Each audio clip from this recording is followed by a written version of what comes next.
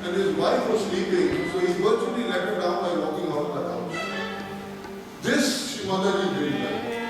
She said, no, if you raise a family and if you actually had a child, you become the father and the responsible person to take care of the child and your wife. Nobody else can do it. So you have that absolute responsibility and you're running away. And she justified that. She said, now that you come into our family, I'm now going to do Sahaja fully. There's somebody to take care of my work. That is one thing. And the J is on the phone saying, hey, MOJ is going to India Nepal. They've got 2 spots left. These are the times. Do you want to go? And I thought, I feel like I'm already in Nepal with all this fundraising thing going on. And so I checked my diary and it turns out that I'm on school holidays from my work, and so it was perfect, and I thought, wow, there's no way I can say no. And I've had this strong desire to come to India for such a long time, and I've always wanted to go in a big group. That's always been something, and I've just been waiting for that opportunity, but I've never thought of MOJ going there or that sort of coming up. So it was kind of perfect, and without even thinking twice, we just said, yeah, let's do it. Fine, no problem. Not even worrying about financial costs or anything like that. It was so spontaneous, and for some reason it just felt so right. Jai Mataji. Why did I come to this Music of Joy trip? When I came to Sahaja Yoga, it took me a few months to confirm for myself if this was the truth. And this happened once in a meditation. I felt that this is the truth. And from that moment, I was committed to grow in Sahaja Yoga. And Srimataji had told us several times that to become a Sahaja Yogi and to establish ourselves as a Sahaja Yogi, the only thing we have to do is to give it to others. And the reason that I chose to come to this tour, that I really wanted to experience the joy of music. I felt like I hadn't experienced that for a long time, and that's something, I had that expectation, and I did experience it, but I still was able to just feel the vibrations and clap and be with the people, and it has been life-changing in that sense, because I've really... Once again, people doing what our mother incarnated for. It's as simple as that. It's a great, or the best cause as such. A lot of people have commented that while this is a Music of Joy tour, it's really more like a Sahaja Yoga tour, like in the old days when we had India Tour. And it's almost like a full circle. So it's many years since we've had an India tour as such. And the people who were part of those tours really feel like they've come back to that. It's been a very special experience. There's something special about the subcontinent. But it's the first time we've been to Nepal in any significant numbers. And we've learned a lot about, we all knew that, you know, the Himalayas were here in Nepal.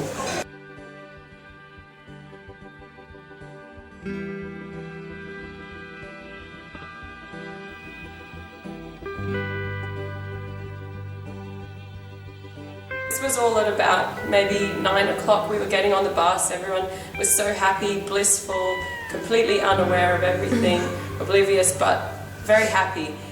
So we got on the bus, then we came home, and I realized that I didn't actually find out where her bag was, and she was panicking, and she wanted to call her husband, and everything was very dramatic. And then we went to Uncle Chris, and he was trying to find it all. He was trying to find the bag, and we went down trying to find these hotels, and we couldn't find anything. And then I said to Uncle Chris, this is what everyone said. They said, don't worry, just get on the bus. He said, you never listen to the collective. So I think that's one of the things I've taken from this is we have to listen to our first thought and our intuition. The collective is really good. We're strong together. We are our own masters. That's, very, very true. And we did find the bag in the end.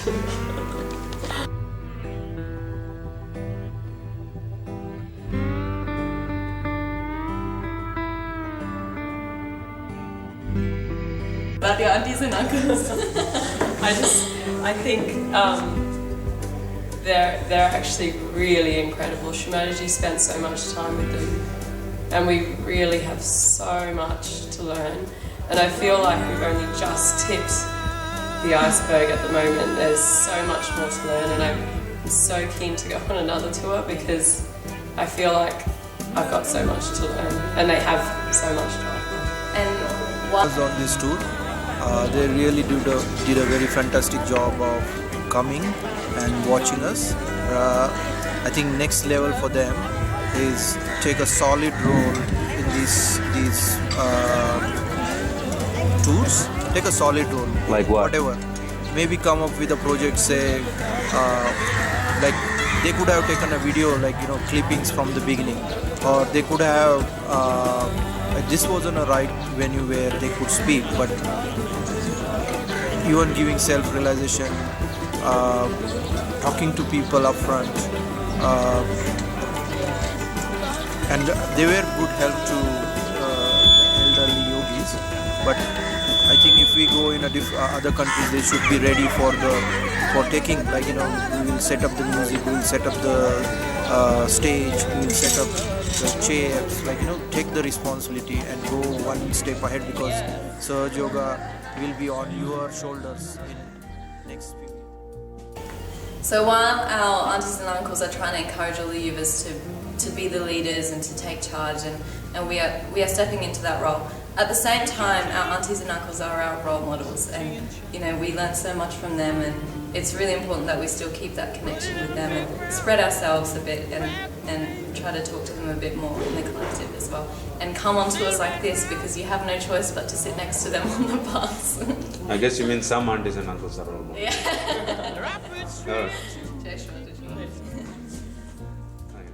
Oh.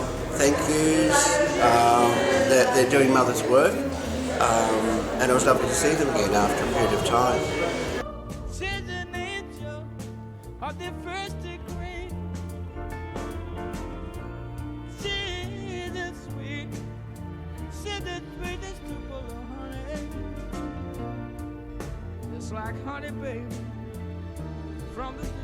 One thing that has been life-changing is I've been a little bit more on time. Usually I'm really slow, I walk very slowly, and can never get anywhere on time. But Monica... You're telling me it was worse before? Wow. Yeah, it was worse before. Monica tied her chuni to me when we were at this temple. We went to this temple and there was a curfew of 5 o'clock. If you didn't make that curfew, you couldn't go back down on the cable carts. We probably would have had to sleep the night at this temple, and it was a pretty heavy temple, so I wouldn't want to do that. So we tied each other together with our chunis, and lots of people were laughing at us, but I found I realised I have really, really bad attention. Every time I look at something, I look somewhere, and then I would feel this pull. It was back to the centre, back to Monica. So that was a good experience for me. I feel like it's really made me a little bit more balanced. I've got a long way to go, but there's, you know, a lot of time to improve, I suppose.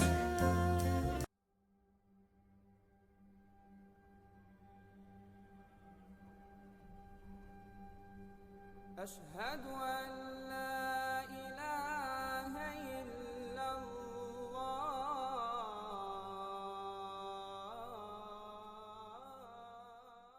I was excited to meet new Sahaja Yogis and to see Yuvas coming on the tour where there are 30 adults. I think it's courageous from them, and I was very happy to see them. And then I saw in very subtle actions they've done, I've seen how deep they are and how careful they are to keep the balance, to keep to their right attitude in the collective, and to always make sure they do not disturb others. Keep everyone respected, and that was the most I felt, is how they respect others. And I was so impressed by that. Now, how could they improve? I don't know, because I think the way they are is very spontaneous, and I just enjoy. For me, for a few days I spent a lot of time with them, because it gives me a breath, a bowl of fresh air, you know. Away from your wife, you mean? And then the sun. It's not away from anything, but it's just to feel this freshness, lightness. No judgmental. No baggage. Yeah, no baggage. That's what I enjoy. I wasn't going into thoughtless awareness. I was really struggling, but I knew, I'm like, going on this tour, I still need to try and be clear. But to be honest, I was really, really struggling, and I had no idea what to expect. I thought, I'm going to go on this tour. It might not do anything for me. I might come back and feel the same. And I had no expectations. I just said, just go and be a part of whatever everyone's doing, and just be respectful and everything. Little did I know that I came into, like, the first 3 days were incredible. I just felt such strong vibrations, especially when all the Sydney collective came.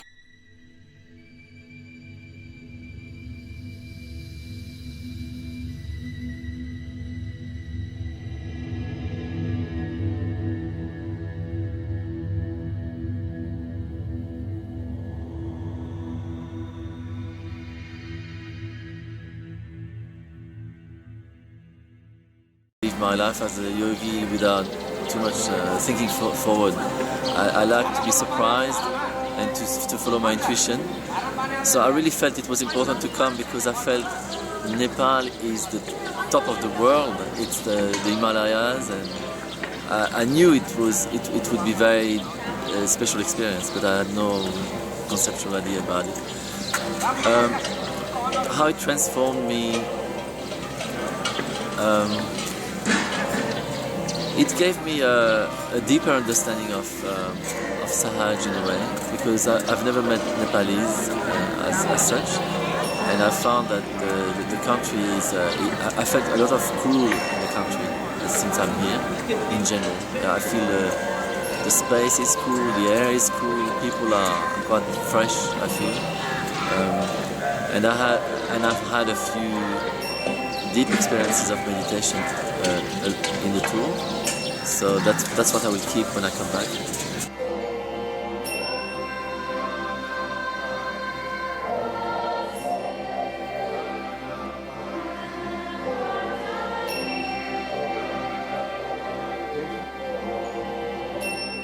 It's like a very good trip for a spiritual ascent.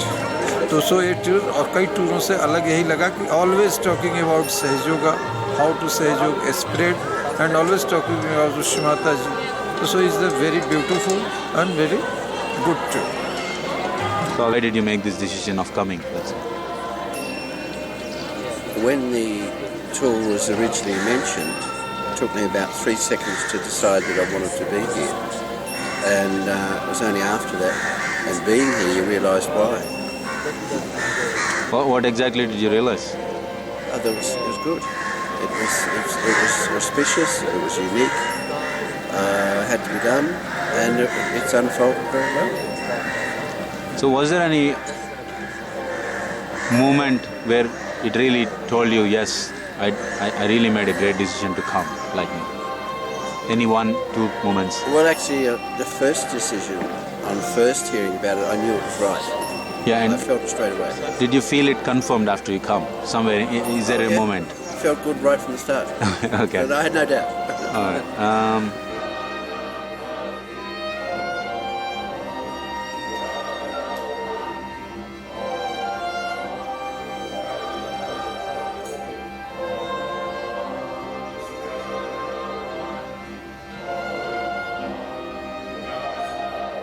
Has broadened my mind in so many different areas.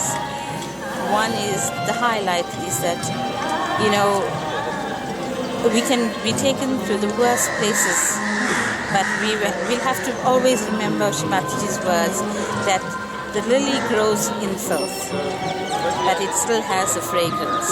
And that's a fragrance we were carrying out throughout our tour. And certain places were a bit difficult from a vibrational point of view, but if we knew the higher purpose why we had to be there, we sort of enjoyed the vibrations. And the important thing is not to get attached to the negativity, but to enjoy the people's humility and love, which is overwhelming in this part of the world.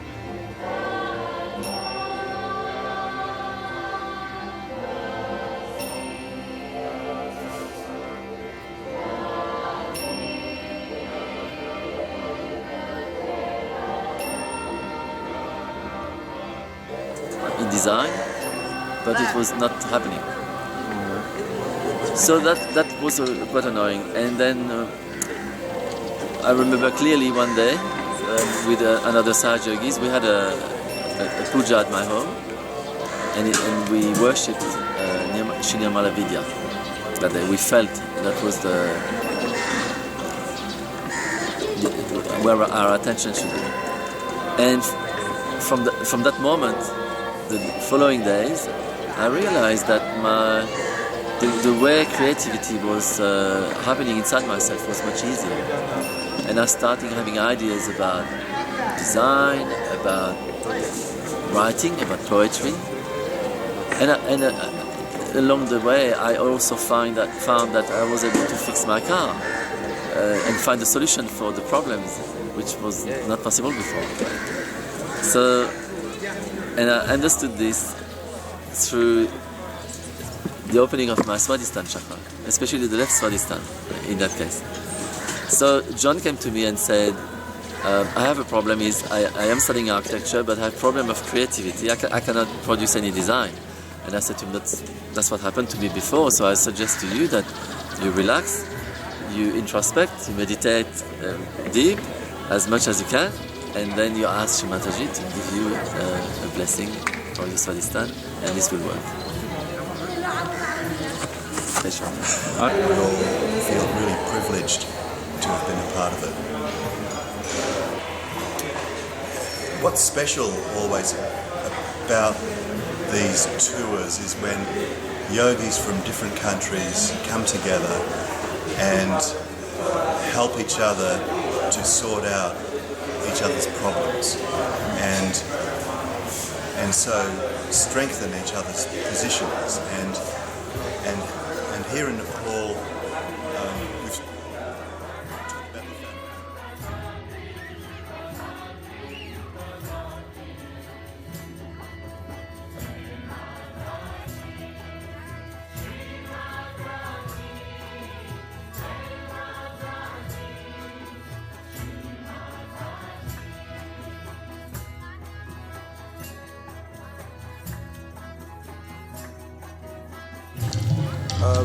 I think coming for the tours like this, speaking to people will give them confidence which they can go back to their countries and do it on a weekly basis. Like we tell Sahaja Yoga to every possible like we don't get more opportunities in our countries, but if we at least have this confidence, then you feel like I can talk, I can give my own experiences. You have some content to talk, like, because many times you can talk but you don't you don't sound experience, but these tours can give you experience. Because I have seen so many people, they saying, oh, I feel something, I feel like a refrigerator opened from here.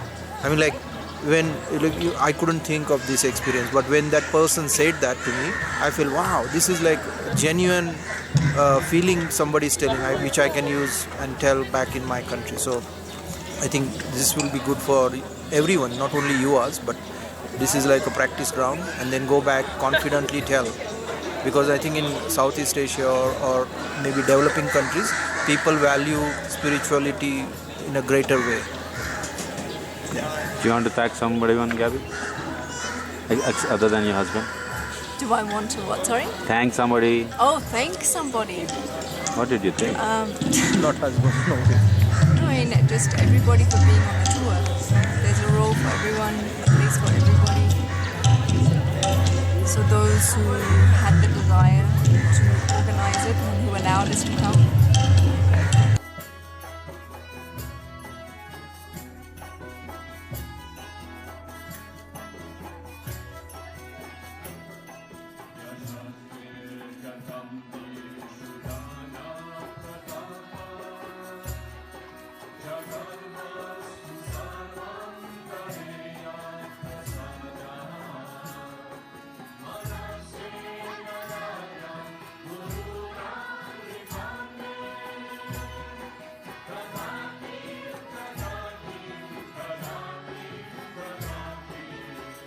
Dome is visible here. The platform, the square platform is down there. So when you remove him from the earth, you remove him from with the platform. And when you put him on the dome, you cosmosize him in the. That's the basic function of it. This is what it did.